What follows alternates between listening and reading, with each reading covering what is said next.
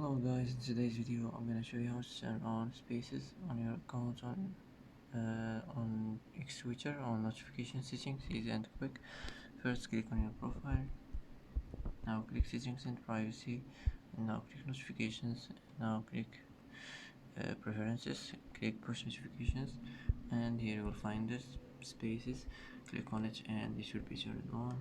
And that's how to turn on spaces on your account on X-Switcher, easy and quick. And that's it for today.